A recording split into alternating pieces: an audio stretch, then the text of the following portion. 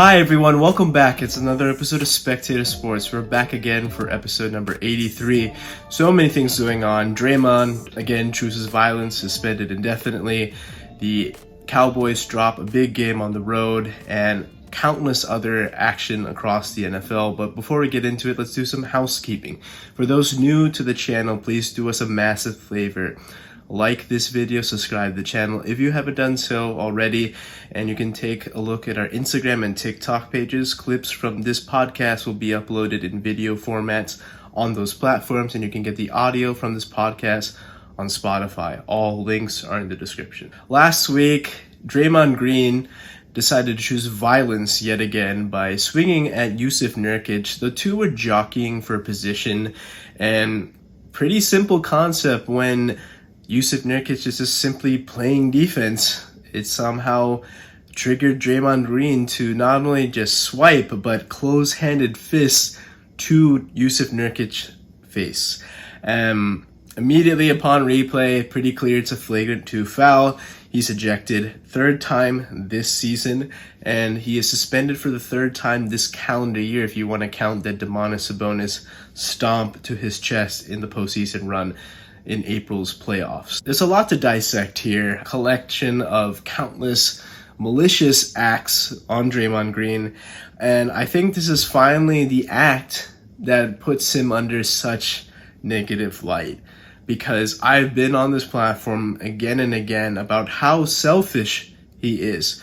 There's this weird narrative circulating around about how Draymond's recent acts of violence should have garnish some type of empathy, sympathy. He's going through something. While that may be the case, even in the slightest, it doesn't change the fact that this guy's been doing malicious, violent acts on a basketball court for years. I mean, 2016, the suspension in the NBA Finals wasn't simply just due to that swipe at LeBron's groin, right? Remember, he swiped and kicked Steven Adams 2 times in the same series against the OKC Thunder. And then in another series against the Portland Trailblazers, he simply upended a Trailblazers player there to get another flagrant foul point there. Fast forward to so many things. There are threads of questionable acts that Draymond Green has done. They're just not basketball plays. And people are coming to his defense saying that what he's done right now is nothing to what you've seen in the 90s. That's may or may not be true. I've seen players in the 90s simply launch themselves. In the 80s, we saw Julius Erving punch Larry Bird. There's been countless fights and brawls that's happened. I mean, the NBA has changed since the Malice of the Palace back in 2004 when we saw Ron Artest at the time go up into the stands and simply punch countless fans in Detroit. And the NBA wants to steer clear of that type of violence, especially when players are interacting with fans. But this is simply a time when one particular player is going after countless other opposing players. And it doesn't take a lot to get him off what he's supposed to be doing as a player. He is known as the enforcer. He's meant to bring physicality, but he bends and stretches those rules to its capacity and sometimes goes over the line. And it's beginning to catch up to Draymond, because now players are not only just fighting back, but they're talking about it in the media, post-game press conferences. I mean, the fact that Jusuf Nurkic is saying, "I'm glad I didn't get choked," is saying so many things about what Draymond is as a player and also a person. I mean, we talk about the NBA being a brotherhood, correct? Where you guys have each other's back. You're a teammate. Well, Draymond didn't have his teammates back. He punched Jordan Poole in the face after simply calling him out on something that I think is fairly valid in practice. He has gone through countless things where he has been violent or malicious against opposing players, and that has costed the Warriors. I mean, 3 big events have been the downfall due to Draymond Green. The greatest team ever assembled in 2016, undone by Draymond's acts of violence. Their greatest free agent signing in 2019, Kevin Durant, he left the Golden State Warriors because Draymond called him a bitch to his face in front of countless other fans and on national TV. Just last year, he punched Jordan Poole in the face, and that upset the young core that the Warriors are trying to extend this dynasty that now just seems on the brink of elimination because they are not even sniffing the play-in tournament at this point. These acts are just consistently being where he's proving to show lack of self-control. We have seen so many times where if something were to happen, even unwarranted, can trigger Draymond to do things that are beyond basketball plays. And I think now that players are speaking up about it in the media and it's garnished so much attention, it's finally shedding into light that Draymond needs some help. I've said this, Draymond, go to therapy. Some people think it's a joke, but I think therapy and counseling that the NBA has now installed in this type of rehabilitation process in order for him to be brought back or reinstated back into the association is beneficiary.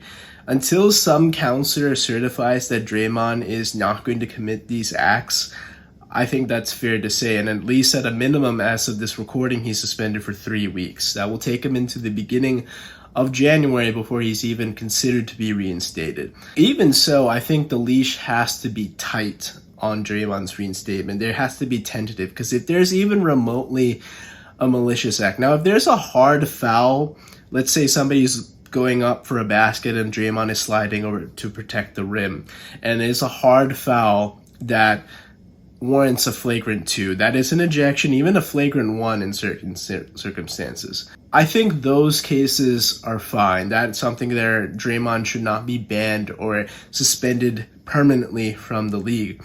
But if he's able to do anything remotely to what we've seen, hurt somebody, punch somebody, kick somebody, claw somebody's eye out, he has to be banned. There is no way of coming back from that. Adam Silver, from the minute he's entered the league as head commissioner, he dealt with the Donald Sterling case, immediately banned him for life.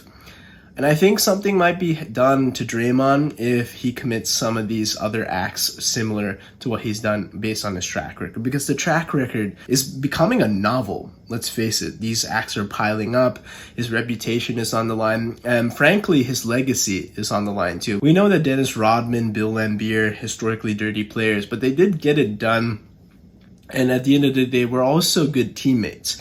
Now, were they nearly as talented as Draymond? I think maybe Dennis Rodman as a defensive player, great talent there, and one of the most ferocious rebounders. Was his head always in basketball? No, but when it came time to it, he did show up in 5 NBA finals and contribute to countless rings there. So, Draymond, as much as we like what he can do on the basketball court as a defensive player, a leader, that tough, hard-nosed player, him as a person is quite selfish, and I'm finally glad that the broader spectrum of NBA media is finally realizing who he is. But I'm hoping that Draymond gets some help and just turns it around as a human being and as a teammate to the Golden State Warriors. Cam Newton drew some ire to a few franchises and their fan bases when he had some comments about some game managers across the league, namely Jared Goff, Brock Purdy, and Dak Prescott. Now, for 2 out of the 3, I think especially with Jared Goff and Dak Prescott, we've seen them do well with loaded rosters. When they have to carry the load, they have failed to do so. That's why Jared Goff was shipped out of LA and joined the Detroit Lions there, and sometimes can be posed as the weak point for the Detroit Lions. But same thing goes for Dak. Dak hasn't been past the second round of the NFL playoffs because he has had these loaded rosters before and a lot of talent, but hasn't gotten Dallas over the hump and getting them even into the NFC Championship game. Brock Purdy, now he is ascended, but he has so many talented players, and now he is the front runner for the MVP conversation, but I personally think that he is surrounded by a loaded cast, and a lot of these touchdown passes that you're seeing are yak yards, are a reason behind it. He's not throwing the ball deep and dropping dimes. He's a very accurate passer, do not get me wrong, but these passing yards that he's able to accumulate, I mean, just look at the game against the Philadelphia Eagles. A lot of those touchdowns were yak yards where he dumps it off to George Kittle, he dumps it off on a slant to Deebo Samuel, and they do the rest. He gets credit for the touchdown pass. And people are going back to Cam because they're trying to attack his career. We know Cam didn't have the long, illustrious career like Tom Brady or Peyton Manning, but in 2015, he had one of the most dominant runs of recent memory. I mean, 45 total touchdowns and was the definition of a dual threat quarterback. I mean, we know guys today like Lamar Jackson, Jalen Hurts, they're doing really good on the ground with rushing touchdowns and rushing yards, but Cam did it both and did it with his arm. And in 2015, even in training camp, he was without Kelvin Benjamin, probably his best wide receiver. He had Ted Ginn Jr. and Greg Olsen. Two pretty decent weapons, but comparatively to today, that's not a lot of talent there. And what he was able to do, I mean, just look at that game against the New York Giants. He had gaudy stats that shows how he carried the Panthers not only just to that win, but to the conference championship game and the conference title. And they ran into a defense, the Denver Broncos that year, that was an all-time great defense. They clamped down on Brendan Roethlisberger. They clamped down on Gronk and Brady in the AFC Championship game. And they did so again with great pass rush from Von Miller and DeMarcus Ware and a very loaded defense for the Denver Broncos. And that was the only thing stopping from Cam Newton being one of the all-time greats and having an all-time great season. He had the MVP, ran away with leading the Panthers to a 15-1 record. Could have been perfect, to be honest, if it wasn't thanks to a couple of bounces going a different way or just running into an all-time great defense. If things go a different way, we might be saying that the Panthers would have been Super Bowl champions that year. What Cam's body of work, it shouldn't have anything to do with what his criticism is, because I feel it's very valid to these three quarterbacks, because I think what game managers are is that they haven't been able to carry teams over the finish line. They are part of being carried across the finish line. The Chargers were down 42-0 at halftime, and frankly, I mean, it's safe to say that Brandon Staley's dismissal was committed at halftime. Now, for formality's sake, he came back out in the second half, and the Chargers ended up losing 63-21, and that is an all-time loss right there. Al Michaels is on the telecast saying it's only a 45-minute flight back to LA from Vegas. True. 14 hours later, after the game is over, you hear the reports Brandon Staley and GM Tom Telesco are fired from the LA Chargers. And of course, especially around the holidays, you don't want anybody to lose their jobs. We don't want anybody to be without a paycheck, people struggling. But I think they'll figure things out. They are NFL coaches and executives at the end of the day. They've made a handsome amount of money. I think they can find something, just not up to those high standards that we've seen. Now, what they've done so far, let's talk about GM Tom Telesco. In the offseason of 2022, the Chargers are building off of this nice 2021 season when they were this close to making the playoffs, and they have this great young talented quarterback in his sophomore year heading into year 3, and they're trying to load up on the defense. Brandon Staley is a defensive guy coming from the LA Rams, and they need to reset the defensive side of the ball because they're going up against Patrick freaking Mahomes. They make some moves. J.C. Jackson, he's led the league in interceptions a couple years over in New England. They get Khalil Mack, coming off an injury, but still very effective coming off the edge, and is a great pairing with Joey Bosa. Make some other moves. They bolster the offensive line.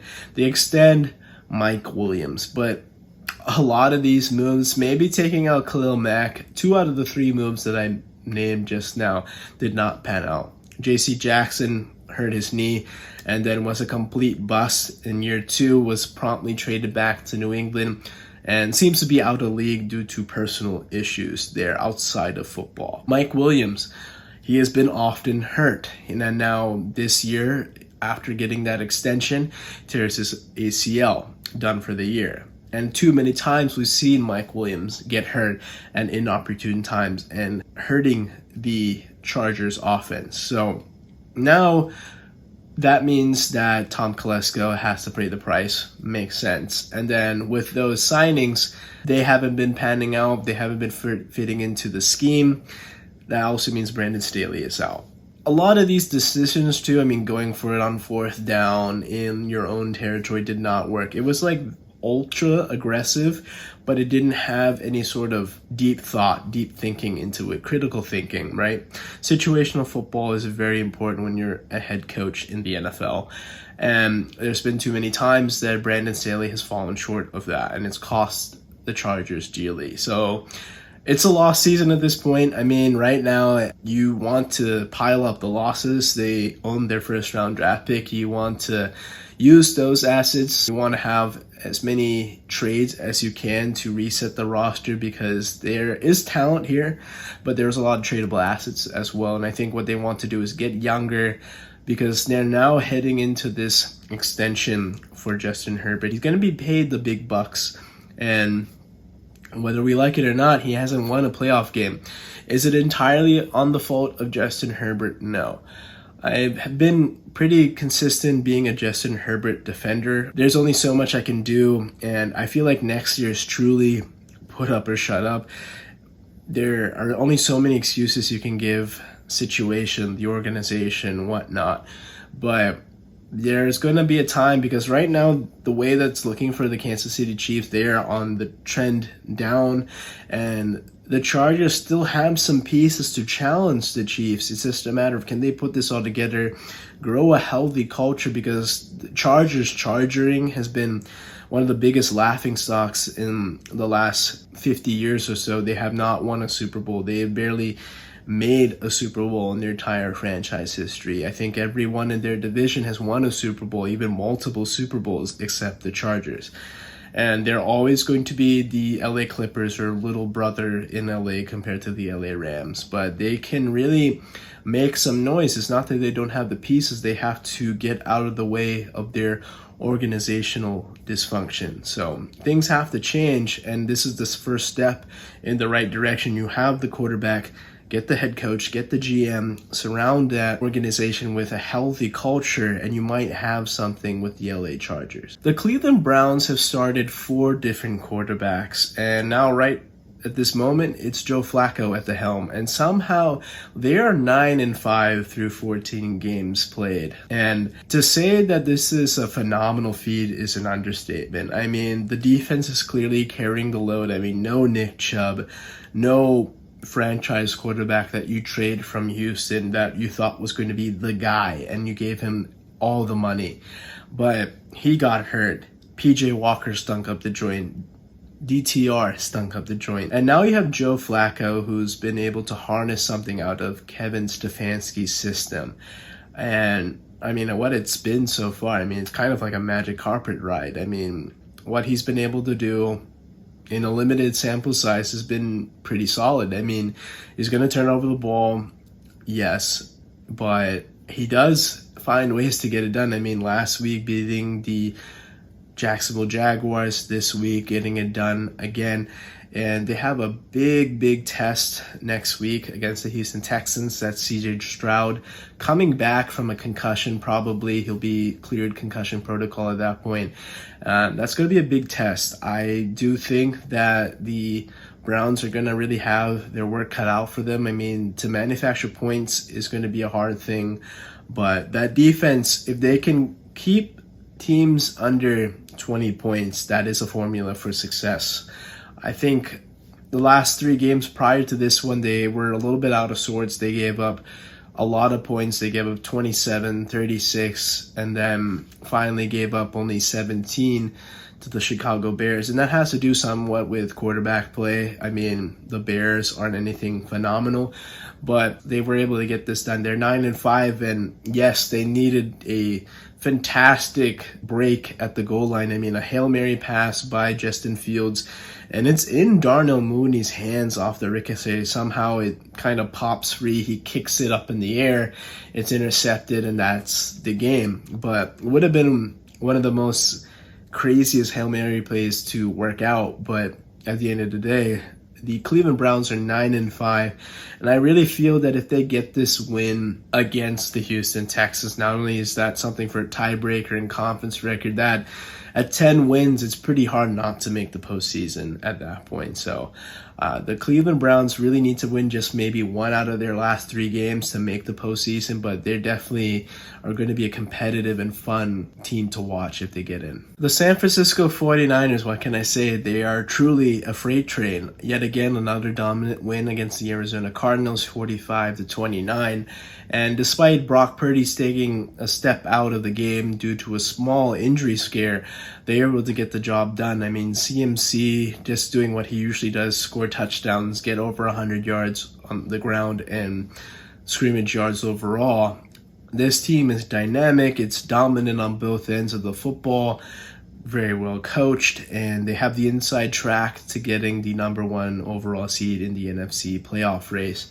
And they play really well at home historically, and I really think that the 49ers are the true favorites to win the Super Bowl this year. They really know how to go into another team's stadium and beat the brakes off, and they did it to Philly. They have a big test on Christmas Day against the Baltimore Ravens. It's kind of like a Super Bowl preview there, but these two teams are very similar. I mean, we've seen them play in a Super Bowl in 2012, but similar styles. They like to run the ball. They like dynamic offensive schemes. They're hard on the defensive side as well. I think that's really going to determine who not only just goes to the Super Bowl, but who hosts the NFC and AFC championship games respectively, because the Baltimore Ravens also, they have to win this game because they want home field advantage in the AFC side as well. It's a big test for both teams, but I mean, nothing looks like it's going to stop San Francisco anytime soon. It would take another injury or so to change the course of the 49ers, but right now I think they're on course to be the NFC representative in Super Bowl 58. The Bills are now looking like the scariest team that could get into the AFC playoff mix, because after firing their OC, they made a change, and now it's Joe Brady as the offensive play caller. It's changed up the offensive scheme, more emphasis on the ground game. And this was James Cook's coming out party. After being drafted last year, you thought he's going to be something like Dalvin Cook, his older brother out of Florida State. And what he's done in year 1 was kind of disappointing, let's be honest, but it's typical Bills where they just like to focus on the passing game. It's prettier. It showcases their quarterback. It showcases Stephon Diggs. But they're a very good team when they run the ball. And this time it was like Josh Allen was a spectator. He was just there to hand the ball off, manage the game. And that was a huge formula for their success. Dallas is a team that you can run the ball on, and for them to be gouged like this is truly something to keep a note of, because way it looks out, Dallas might have to travel 3 games on the road to get to the Super Bowl. But we'll talk about Dallas a little bit later. To go back to James Cook, I mean, what he's able to do running the ball, catching the ball, is what the Bills have needed. They needed a back. And when Christian McCaffrey was on the trade block, I thought really whichever team he goes to, especially a title contender last year, that would have put that team over the top. Now, the 49ers ended up getting him, but if the Bills were able to do so, I mean, that Bills team last year, pre-Von Miller injury and a couple other things in the back end, I thought was a heavy Super Bowl favorite. They were a tragedy away from having home field advantage, and then things kind of went off the rails after that, unfortunately. But they could make some noise. I mean, they know how to outmuscle the Miami Dolphins, and I mean, they will play the Dolphins one more time before the season is over. That will be in Miami, but if they were to play again in the playoffs, I think that's another story where, yes, it's in Miami, but remember, Tyreek Hill is hurt. And in the big games, especially, Miami has always shrunk. Tua has shrunk. And Josh Allen and the Bills, at least in their division, have been the superior team. They know how to out-muscle, out-physical those type of finesse teams. So it's going to be a really interesting matchup if those teams were to play each other in that, especially in that 2-7 format, because the way it looks, Baltimore probably would get the 1, Miami gets the 2. And if they play Buffalo, you don't like playing your division rival a third time, it's just because there's that familiarity aspect. You may have home field advantage, yes, but the fact that you're playing them a third time, that just means there's 2 games of tape out there, and that's something to keep a note out for another occurrence. But for right now, I mean, the Bills are looking really good. Let's switch gears to Dallas, who, after coming off of that really good performance on Sunday night against the Philadelphia Eagles, they embarrassed them. They forced turnovers, they out-physicaled the Philadelphia Eagles, and this time it felt like the bullies got bullied by Buffalo. I mean, in Orchard Park, you have home field advantage with the Buffalo Bills, but Dallas is known to be a team that doesn't play well in soggy, wet conditions. They're a really good turf team in indoor conditions, but when they get out into sloppier conditions, they are not as fast, they're not as quick, and they're not as high flying as what we're used to seeing them. So again, it's kind of like what Miami is. They're a finesse team, a little bit more punch than Miami. But Dallas, this is again a red flag. I mean, outside of the home win against Philly last week, I still haven't seen Dallas really show that they're a true contender, because this is a team in Buffalo that you could force turnovers out of Josh Allen. He has been a turnover machine, but even in this game, he was clean against the Dallas defense that generates turnovers left and right. And this loss is costly. I mean, if Philly wins out, they hold on to the NFC East, and that means that Dallas has to go on the road for 3 straight occasions to get to Super Bowl 58 in Las Vegas.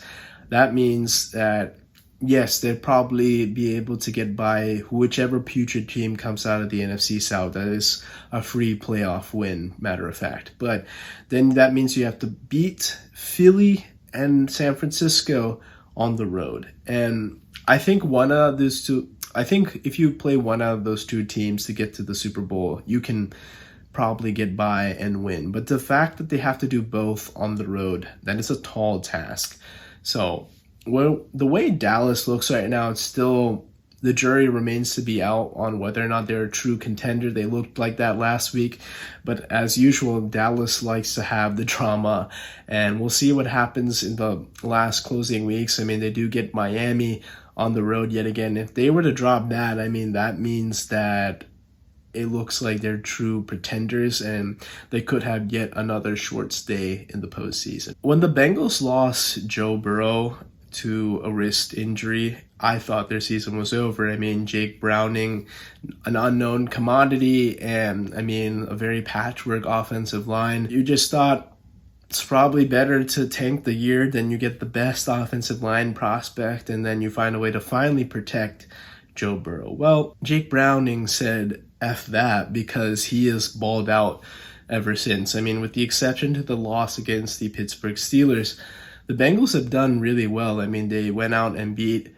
the Jacksonville Jaguars, and now they've beaten the Minnesota Vikings to get back into the playoff mix at 8-6. Their last 3 games are no easy feat. They closed with the Cleveland Browns, their kryptonite as of the past few years, and then they also had the Kansas City Chiefs. But I think their next game against the Pittsburgh Steelers would be a big opportunity. They're starting their 3rd-string quarterback now in Mason Rudolph, and that's a chance to get a division win, a conference win, bolster that record. And they do have a tiebreaker over Buffalo as well, who is also vying for playoff positioning there. But I think the way it's looking, Jake Browning is proving that he truly belongs in this league. I mean, when players come in to a lineup, this is always the phrase, they're looking for an opportunity. Jake Browning was cut from a different roster before, and he made them regret it because he is auditioning for another team. We know the Bengals aren't going to go to Jake Browning next year. This is Joe Burrow's team, obviously. But Jake Browning is showing that given the right circumstances, he deserves a contract and he deserves a shot at a training camp to be another team starting quarterback. And I think we're seeing that a lot across the NFL. We saw it with Josh Dobbs, his rise and fall a couple times. We've seen it with countless other backups, Joe Flacco, for example. These guys who have been either bouncing around the league or just trying to get their career off the ground, it only takes one opportunity to take advantage of that and get your tape out there in a positive light, and that could change your entire life. And I'm really happy to see another story where you get to see a backup quarterback take a team that's on the brink of elimination and get back into the playoff mix, and not only just better himself but the team as well. The Baltimore Ravens are inching closer to the AFC's top seed, and on Sunday Night Football they travel down to Jacksonville, obviously to play Trevor Lawrence and the Jacksonville Jaguars, and two quarterbacks that are young and part of the uber talented AFC conference. The Jaguars, I think, are showing that they are true pretenders in this. Yes, they are a nice story, but the fact that they're making all these mistakes, like Trevor Lawrence, as much as I love the guy, he's a turnover machine. I mean, he has a fumbling problem. Ever since entering the league in 2021, he has led the league in fumbles, and he had another pivotal one in the red zone. And this is just a play where he is escaping, making a positive game. He's done what he's needed to do, but as he's sliding, somehow he loses the ball, and the Ravens are able to recover. And then another sequence where they're just making big mistakes. Two missed kicks on their opening two drives, and then a botched 2-minute sequence where they get the deep pass and trying to be a little bit greedy. That's fine, but you gotta know that those passes have to be to the end zone or out of bounds, like truly out of bounds. They run this dig route and it's working. It's a little bit of a positive game, but not a lot. And then the player doesn't get out of bounds and the clock runs out, no points. And that really sucks the wind out of your sails when you're just trying desperately to get on the board. And they were shut out again at halftime. And for this team that is pretty talented, I mean, Calvin Ridley, Evan Ingram, Kristen Kirk is out, but he is part of the roster. You have Travis Etienne. There's a lot of talent here, but we're not seeing a lot of result. Doug Peterson, I think, is a great head coach. But in those couple of sequences, he's got to find a way to coach these fumbling issues and these turnover type of plays out of Trevor Lawrence. And that's the project that he's working on right now. I think what the Jaguars are at right now, they've lost 3 straight. They're not even a contender, but they need to find a way to win their division. I mean, they're in a 3-way tie with the Colts and the Houston Texans, and their schedule doesn't get easier, but they do have some breaks their way to close out the season and hopefully generate some type of positive momentum. But it's going to be interesting because if they are bounced in the first round, I mean, that is actually a step back from what they were last year. But certainly something to keep an eye out for. Trevor Lawrence has not been at his best in year 3 compared to year 2.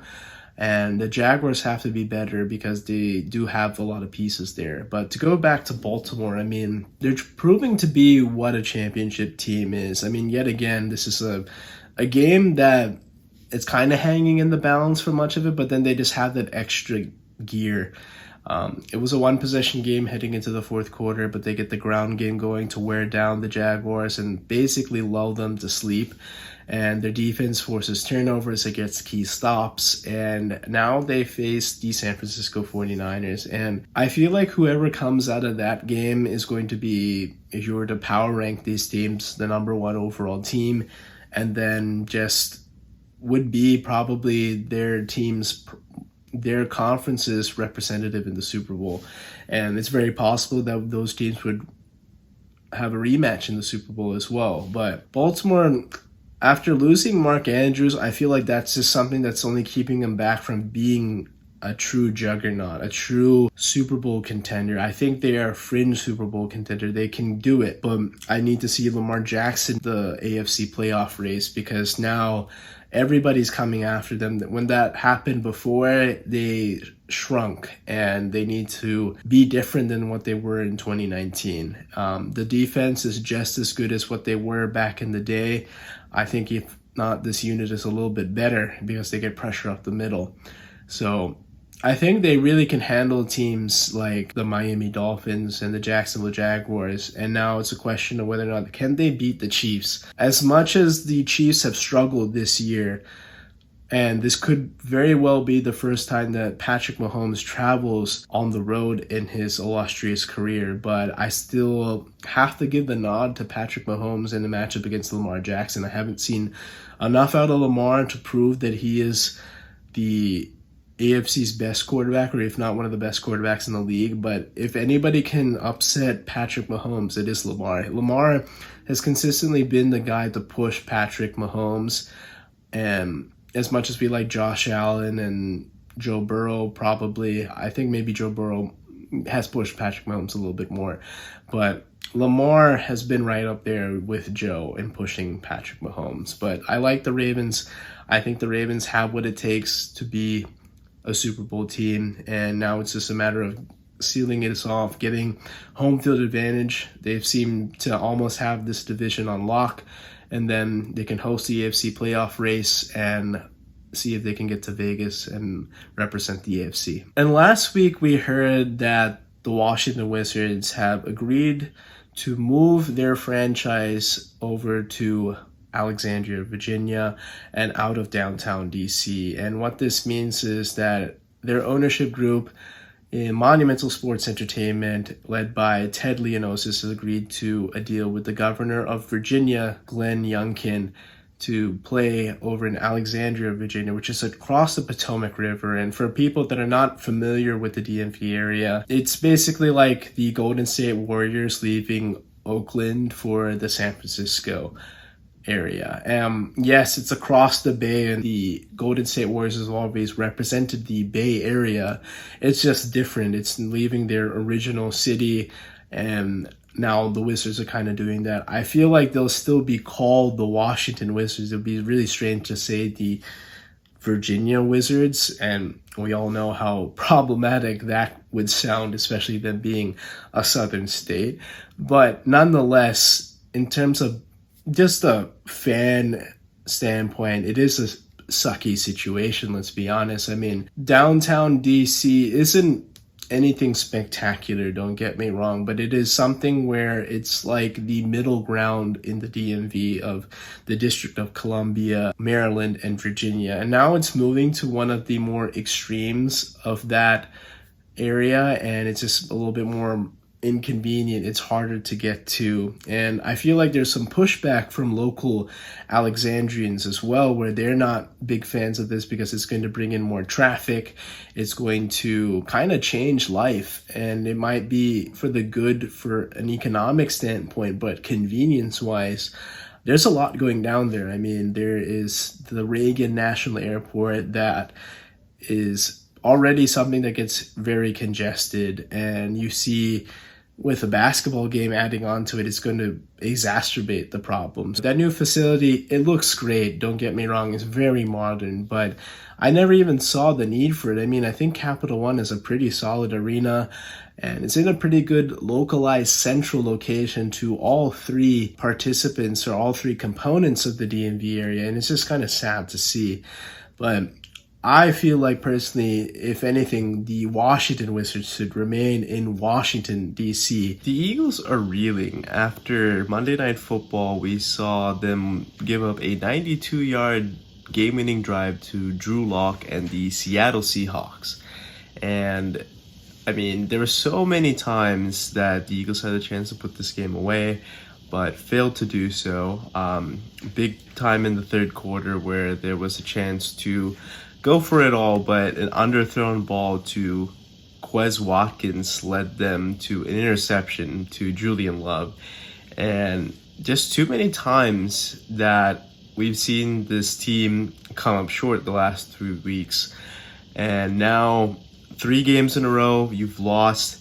And yes, there is still an avenue to win the NFC East, but the question is now, what good does it even do? The defense cannot come up with stops when they need to.